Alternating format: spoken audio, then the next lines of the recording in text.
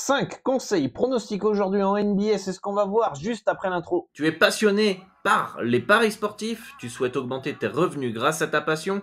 Laisse-moi me présenter, je suis Aurélien Monod, plus connu sous le nom de Dorado, et je suis passé de livreur de pizza à parieur professionnel au Mexique.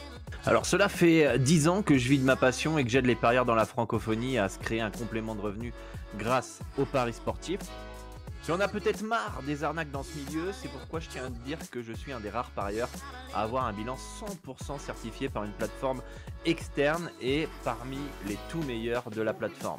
J'ai guidé des centaines de parieurs à travers mes vidéos, mes podcasts et toi aussi tu peux me contacter sur WhatsApp.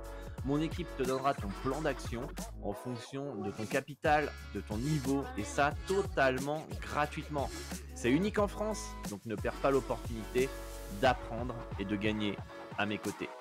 Je te dis à tout de suite sur WhatsApp et à très bientôt. Et bienvenue à tous dans l'Expert, votre émission du lundi au vendredi où on analyse les matchs NBA. Je vous partage mes conseils pour vous aider à faire vos pronostics. Si vous êtes nouveau, n'hésitez pas à vous abonner à la chaîne YouTube et d'activer la cloche des notifications pour ne louper aucune des prochaines vidéos et de me contacter si vous souhaitez votre plan d'action, si vous êtes vraiment motivé aussi, parce que certains me contactent en pensant que c'est une baguette magique, un coup de baguette magique, mais non, va falloir bosser. Si vous êtes vraiment motivé, contactez-moi, je vais vous aider à transformer votre stratégie, optimiser vos gains avec objectif 500 € ou plus par mois sur le moyen long terme. Donc pour tous ceux qui sont motivés, pour tous ceux qui veulent bosser, progresser et apprendre, let's go, contactez-moi, c'est avec grand plaisir que je vais vous aider. Vous avez la possibilité de scanner le QR code ou vous avez le lien dans la description. On va faire un petit récapitulatif de la veille. Hier, c'était le Martin Luther King Day. Vous étiez beaucoup actifs sur le groupe privé Telegram et ça fait plaisir. J'espère que vous avez passé donc une belle soirée avec du gain. N'hésitez pas donc à rejoindre ce groupe de discussion. Vous pouvez scanner le QR code pour échanger avec l'ensemble de la communauté et moi-même. Vous avez le lien dans la description, lien aussi dans les commentaires épinglés. Donc, vous pouvez rejoindre le channel où je partage mes conseils, mes news, des pronostics gratuits, etc. Et le groupe de discussion où c'est une sorte de forum où vous pouvez échanger. Donc, n'hésitez pas à le faire. Premier match, c'était les Sixers qui sont imposés 124-115 face aux Rockets. Il n'y a pas eu vraiment de match dans cette rencontre, même si le score paraît serré à la fin. Relâchement de Philly, on n'avait rien proposé dans cette rencontre. Le deuxième match, encore une fois, on a Luka Doncic pas là. Victoire des Mavericks, 125-120 face aux Pélicans. Le under 236 points malheureusement qui ne passe pas. Sur le match entre le Magic et les Knicks, un bon match de la conférence Est des années 90 avec un 98-94, moins de 200 points dans cette rencontre, victoire du Magic au Madison Square Garden. On n'avait rien proposé dans cette rencontre. Les Wizards qui se sont inclinés 129-117 face aux Pistons et on avait proposé le 240 points à 90 qui est passé dans ce match-là. Les Spurs qui s'inclinent 109-99 face aux Hawks. D'ailleurs, le over qui n'est pas passé. Je sais pas pourquoi j'ai mis le vert alors que c'est évident. Donc, on passe pas le over. Wembanyama 2-19, il fait 1 sur 5. Le over 1,5 panier à 3 points ne passe pas. Il fait 1 sur 5 au tir. C'est dommage. La cote était belle et je pense qu'ils avaient eu les opportunités. Les Warriors qui s'inclinent 116-107 face aux Grizzlies de Memphis. Qu'est-ce que je vous avais dit hier? Je vous avais dit qu'en ce moment, les équipes affaiblies gagnent beaucoup leurs rencontres. On a eu les Pels qui se sont imposés alors qu'ils étaient à poil, je sais plus où. Les Grizzlies hier soir. Et même s'ils gagnent pas, ils ont match, ils font le match. Ils restent dans l'handicap positif en tout cas s'ils ne gagnent pas. Et se battre jusqu'au bout. Les Warriors qui ont pris de haut cette équipe des Grizzlies. Le under 227 points que je vous avais conseillé est passé, mais je vous avais vraiment mis en garde sur cette équipe des Warriors depuis quelques temps, qui pour moi est en fin de cycle et je serais pas étonné que Steve Kerr ne rempile pas, je sais pas où on en est avec son contrat, mais je pense que ça risque d'être la fin d'un cycle du côté de Golden State. Les Bulls qui se sont inclinés 109-91 face aux Cavs de Cleveland, le under 221 points qui est passé, Alex Caruso over 8,5 points qui passe, donc ça fait plaisir. On a plutôt bien lu ce match-là. Les Nets qui s'inclinent après prolongation 96-95, donc manque de réussite sur ce petit -2 à 943 hein, qui avait la place de passer, surtout que Miami fait une grosse deuxième mi-temps pour arracher la prolongation. À la mi-temps, les Nets gagnaient assez nettement. Et puis dans un score de la conférence Est des années 90, le over 220 à 1,917 qui ne passe pas. D'ailleurs, cette année, c'est un peu bizarre la NBA. Je sais pas ce que vous me direz en commentaire ce que vous en pensez. L'année dernière, on était, ça défendait pas, ça scorait à tout va, tout va, tout va. Et là, cette année, on a quand même pas mal de matchs où on a des petits scores quand même. Hein. On a des petits scores. Alors, je sais pas comment l'expliquer. Les équipes sont assez irréguliers d'un point de vue score. Des fois, on peut avoir 260 points dans un match et les deux mêmes équipes le match après vont mettre 210 points au total dans la rencontre d'après. Donc c'est assez difficile à lire en termes de over-under dans ces conditions parce qu'un 95-96, on a eu Orlando aussi, 98-94, moins de 200 points au NBA aujourd'hui. Mais c'est des grosses cotes, ça. Hein.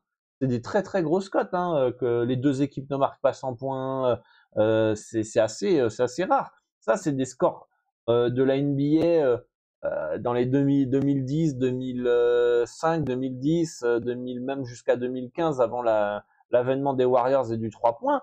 95-96, c'était des équipes défensives. Hein. C'était normal. Hein, voilà. Et après, il y a eu les 3 points, peu de défense, etc.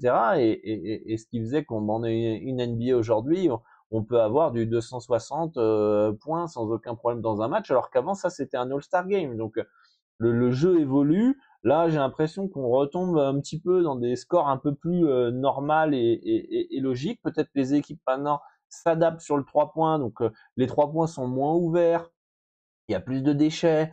Peut-être que les équipes vont plus dans la raquette aussi, marquer à 2 points, etc., etc. Bref, en tout cas, il y a un petit changement, je trouve, cette année. D'ailleurs, je vais en parler à mon ami qui est expert en over-under et on va voir ce qu'il en pense et je vous le dirai dans une prochaine émission. Les Celtics qui s'imposent 105-96, encore une équipe qui passe pas les 100 points. Les Raptors, under 242,5 points à 917 qui passe tranquillou, alors que les Raptors, pendant leur road trip à Los Angeles, ils ont joué où aussi à Utah, etc.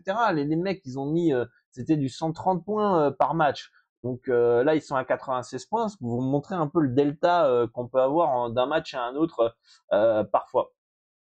Le over 245 points qui ne passe pas entre le Jazz et les Pacers, c'est les Pacers qui ont galéré offensivement. J'avais dit attention avec Haliburton pas là, j'ai l'impression que les Pacers sont moins offensifs. Je pense que le rythme est toujours là, mais ils sont moins efficaces en attaque. Et enfin, le dernier match, c'est les Lakers qui sont imposés 112-105 face au Thunder. Thunder à 2,01 qui ne passe pas. Le under qui passe et LeBron James over 1,5 panier à 3 points qui ne passe pas. Voilà, on va partir sur la carte du jour, si vous le voulez bien. Avec, avant de commencer, n'oubliez pas qu'on prend toujours en référence les codes de Pinacle PS3838. Pourquoi ?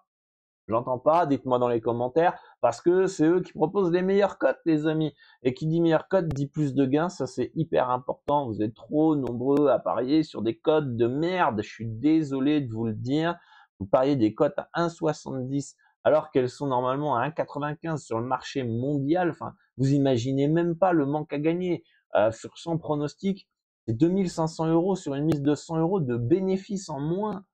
C'est monstrueux, les amis. Donc, pariez, s'il vous plaît, ceux qui font partie de ma communauté. Tous les autres qui font pas partie de ma communauté, qui ne veulent pas participer, qui ne veulent pas écouter mon discours, pas de problème. Vous faites ce que vous voulez, mais faut pas venir pigner sur WhatsApp derrière, faut pas venir pigner sur les commentaires, à se dire ouais, je gagne pas, nanana. Non, mais tous ceux qui adhèrent à mon discours, tous ceux qui entendent mon discours, qui apprécient mon discours, qui apprécient ma philosophie, qui la comprennent, etc. S'il vous plaît, faites l'effort de vous inscrire sur PS3838 Pinacle. Vous avez le lien dans la description. Il y a un tuto vidéo, c'est très simple. Il y a le groupe de discussion Telegram, vous avez mon WhatsApp, vous pouvez me contacter si vous avez des doutes, des questions. N'hésitez pas. Aujourd'hui, vous êtes accompagné pas à pas pour avoir un compte sur PS3838. Le lien est dans la description du tuto vidéo. Suivez-le. D'accord? Vous le suivez étape par étape. Vous prenez 30 minutes de votre temps et en quelques minutes, vous avez votre compte sur PS3838 et vous avez accès aux meilleures cotes. C'est le seul bookmaker qui ne limite pas les parieurs gagnants. Il y en a qui ne veulent pas comprendre encore une fois. Mais vous ne pouvez pas gagner sur des Winamax, Unibet, etc.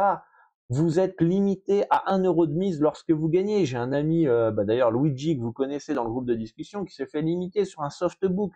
Là, la semaine dernière, il peut miser que 1 euro. Donc, c'est le seul bookmaker qui ne limite pas les parieurs gagnants parce qu'ils utilisent les parieurs gagnants pour ajuster leur cote et affiner leur cote. Tout simplement, j'ai fait un podcast pour expliquer le fonctionnement de Pinacle, mais voilà, si vous voulez vraiment arrondir vos fins de mois, il faut parier sur un book qui propose les meilleures cotes et c'est aussi celui qui ne limite pas les parieurs gagnants. En plus, ça fait plus de 10 ans que je travaille avec Asian Connect, je suis passé par eux pour faire mes dépôts, mes retraits, etc. J'ai eu aucun souci, je sais que tous ceux qui sont passés par Asian Connect aussi sont très satisfaits du service. Donc moi, je peux te dire que les retraits sont sécurisés et fiables, il n'y a même pas à avoir peur, les amis. D'accord? Donc le tuto, il est dans la description. N'hésitez pas donc à me contacter sur WhatsApp si vous avez des questions et aussi sur le groupe de discussion. Allez poser vos questions sur le groupe de discussion et vous allez voir ce que vont vous dire les personnes qui sont sur PS3838 et Asian Connect. Vous allez voir que c'est fiable et c'est sérieux. Donc n'ayez pas peur, on est en 2024. Vous me connaissez certains depuis plusieurs années, vous regardez cette émission depuis plusieurs années. Allez, go, go, go, go, go. Maintenant, on passe à l'action. On arrête de faire du bricolage. D'accord, les amis? Très important. Disclaimer, parier comporte des risques, certains l'oublient. Misez de l'argent que vous êtes prêt à perdre, très très très très important. Respectez la loi en vigueur dans votre pays. Ce ne sont pas mes pronostics puisqu'il y a des gens qui payent pour accéder à mes bets, d'accord? Donc par respect, je ne les divulgue pas sur YouTube ou gratuitement, sauf si je vous partage un pronostic gratuit sur le Telegram. Le chien qui est dans le coin, et vous l'avez entendu peut-être, et qui fait tout bouger, on va attendre qu'il se calme un petit peu. Voilà, donc par respect, je peux pas divulguer mes pronostics gratuitement comme ça sur YouTube. Voilà. Et j'ai pas 100% des infos au moment du tournage et vous allez le voir avec la première rencontre entre les Sixers et les Nuggets. Attention, Sixers en back-to-back. Est-ce qu'on va avoir un repos de Joel Embiid? Et du côté des Nuggets, alors je l'ai tweeté tout à l'heure, enfin je l'ai xé si on peut appeler ça comme ça. Je l'ai xé tout à l'heure. On a tout le 5 majeur des Nuggets qui est en game time decision. Jamal Murray, Kentavious Caldwell-Pope, Michael Porter Jr., Aaron Gordon, Nikola Jokic. Voilà, petite information. On va pas faire les parano ici. D'accord? Mais, quand même prendre les informations pour ce qu'elles sont. Ici, au Mexique, depuis 2-3 jours, les hôpitaux sont saturés pour vous savez quelle maladie. D'accord? Donc, a priori, il y a une vague qui arrive. Est-ce que il y a des tests en cachette du côté de Denver de toute l'équipe que la NBA n'a pas encore communiqué pour pas faire paniquer les gens, mais c'est assez bizarre. C'est la première fois depuis la fin justement des tests en NBA que je vois une équipe où son 5 majeur entier est incertain en game time decision. C'est game time decision, c'est 30 minutes avant le match, on prend la décision. Donc soit ils sont vraiment tous un peu blessés. C'est vrai que ça peut arriver, c'est rare, etc. Mais c'est vrai que la coïncidence entre depuis une semaine, allez, quelques jours, déjà je vois mon vigie, il a un masque, moi j'ai un petit rhume, etc. Qu'est-ce qu'il y a eu d'autre? Les infos, les hôpitaux sont saturés. Et comme par hasard, tiens, c'est bizarre. Maintenant, l'équipe de Denver, elle est toute incertaine. C'est vrai que ça peut être du hasard, ils sont peut-être tous blessés, mais c'est vrai que la corrélation, elle est un peu étonnante, quoi. C'est pas il y a un mois, quoi, qui s'est passé ça. Donc attention à ça, et je serais pas surpris que à l'avenir, on ait dans les prochaines semaines une info par rapport à la maladie que vous savez vous savez quoi. Donc attention.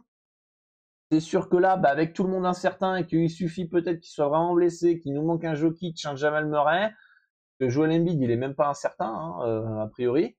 D'ailleurs, il peut pas trop louper encore beaucoup de matchs, il veut être MVP, mais a priori, l'objectif, c'est qu'il arrive en bonne forme en playoff. Mais c'est vrai que si du côté de Denver, on a des joueurs incertains, imaginez, Jamal Murray pas là et Jokic pas là.